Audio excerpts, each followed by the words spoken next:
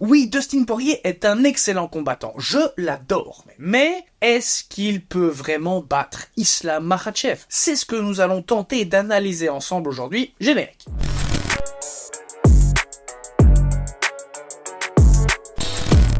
Dustin the Diamond Poirier contre Islam Makhachev. Deux styles de combat très différents. On va ensemble explorer leurs forces, leurs faiblesses et voir comment chacun pourrait sortir victorieux de ce fight. Dustin Poirier, l'ancien champion intérimaire des poids légers, qui est connu pour son striking précis, ses combinaisons puissantes et ce qu'on va qualifier de résilience vraiment incroyable. Ah, le mec il va au charbon. Poirier, c'est un vétéran de l'UFC avec de grosses victoires contre des combattants de premier plan, comme Conor McGregor, Justin Gaethje et Max Holloway par exemple. Pour ne citer que. Islam Makhachev, de son côté, est un spécialiste du grappling. Grosse pratique du sambo. Makhachev a gravi les échelons de l'UFC avec une très belle série de 13 victoires consécutives et il est devenu champion en battant Charles Oliveira. Son style de combat est basé sur une lutte agressive et une capacité à bien contrôler ses adversaires. Mais malgré ça, a quand même un striking. On se rappelle son dernier KO contre Alexander Volkanovski qui en a surpris plus d'un. Au niveau des forces et des faiblesses, si on parle du challenger, donc Poirier,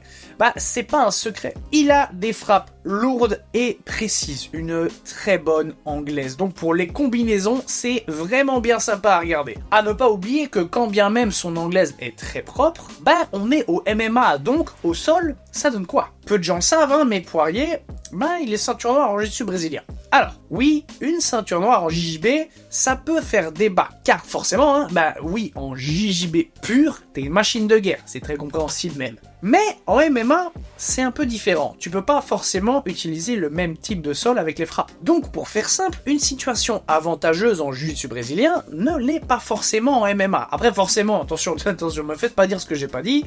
Le gars, il s'entraîne en MMA, donc ça reste quand même adapté, mais il faut juste pas l'oublier. Par contre, dans ce cas-ci, je pense que ça peut aider contre un lutteur comme Makhachev.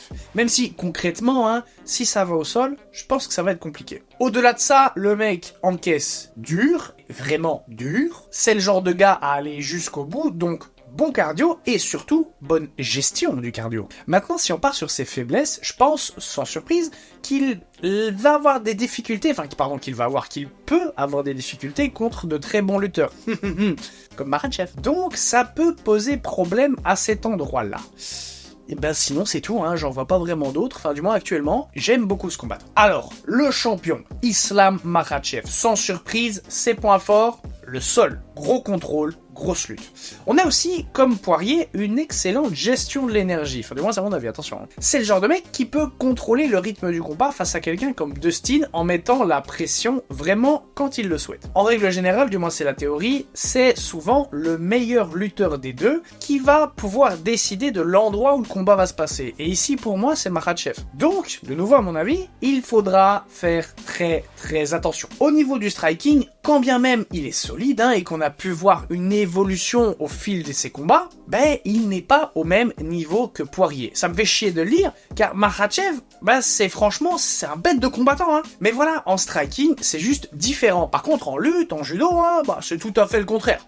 Faut savoir le dire aussi. Quand tu regardes son palmarès pro, 25 victoires, une défaite, mais sur ces 25 victoires, on a 11 soumissions, 9 décisions et 5 KO. Juste ce que je viens de te dire, ça peut te mettre un petit peu la puce à l'oreille. De l'autre côté, tu regardes le palmarès de Dustin Poirier, 30 victoires, 8 défaites. Sur ces 30 victoires, 16 KO, 7 soumissions et 7 décisions. Donc tu vois un peu le délire aussi. En vrai, actuellement, la clé de Dustin, c'est de rester debout en utilisant son anglaise pour garder la distance. Je parle bien actuellement, attention. Quand bien même il aime quand on lui rentre dedans, style gros rush en l'enchaînant avec du striking, il adore laisser l'orage passer, il adore encaisser pour en un coup contrer à courte distance. Et généralement, ça fait bien mal. Sauf qu'ici, je vois mal Makhachev s'amuser à le rush. Tu sais, je le vois mal avoir du temps à perdre, tu vois ce que je veux dire? Peut-être limite casser la distance avec 2-3 coups, puis hop, partir directement en takedown. Ça, c'est une hypothèse qui est plausible. Donc, dans l'idée, je pense que le mieux est de bien cadrer Poirier pour le mettre contre la cage afin de bloquer ses déplacements en anglaise pour du coup le mettre au sol et ainsi travailler ou le finir. Après forcément c'est toujours plus facile à dire qu'à faire. Et évidemment Poirier, faudrait justement qu'il soit pas bloqué. Je pense que c'est trop dangereux même s'il travaille sûrement énormément ça à l'American Top Team, je crois.